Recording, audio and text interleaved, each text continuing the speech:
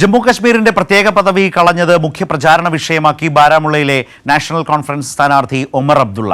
2 ദശാബ്ദങ്ങളുടെ ഇടവേളയ്ക്ക് ശേഷം അംഗത്തിനിറങ്ങുന്ന ഒമർ അബ്ദുള്ള തന്റെ വിജയത്തെക്കുറിച്ച് തികഞ്ഞ ആത്മവിശ്വാസത്തിലാണ്. 20 വർഷങ്ങൾക്ക് ശേഷമാണ് ഒമർ അബ്ദുള്ള തെരഞ്ഞെടുപ്പിനെ നേരിടാനായി ഇറങ്ങുന്നത്.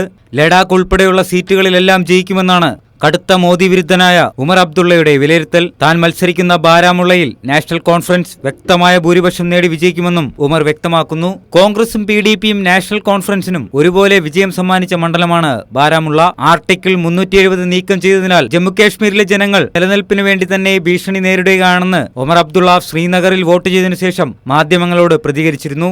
ആർട്ടിക്കിൾ 370 റദ്ദാക്കിയ കേന്ദ്രം കശ്മീരിലെ ജനങ്ങൾക്ക് അസ്തിത്വപരമായ വെല്ലുവിളിയാണ് ഉയർത്തിയിരിക്കുന്നത്. तो हिंदुओं के जेवर छीनेंगे, ये मुसलमान आएंगे तो हिंदुओं की जमीनें खा जाएंगे, ये मुसलमान आएंगे तो बाबरी राम मंदिर पे बाबरी मस्जिद का ताला लगेगा.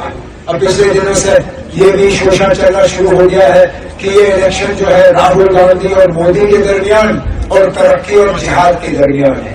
जैसे मुसलमानों को जिहाद के अलावा और कुछ आता ही नहीं है. क्या हम तरक्की में शामिल नहीं होना चाहते? क्या हमारा हक नहीं है कि हम इस मुल्क की तरक्की में बराबर के शरीक हों? സ്വാതന്ത്ര്യാനന്തരം ഭരണഘടനാപരമായ പദവി നഷ്ടപ്പെട്ടതിനു ശേഷമുള്ള ആദ്യത്തെ തെരഞ്ഞെടുപ്പാണിത്. രാജ്യത്തെ ഏറ്റവും ദുർബലമായ വാസസ്ഥലങ്ങളിൽ ഒന്നാണ് കശ്മീരിലേത്. അവിടുത്തെ ജനജീവിതം കാലാവസ്ഥയും പ്രകൃതിയുമായൊക്കെ ബന്ധപ്പെട്ടത് തന്നെയാണ്.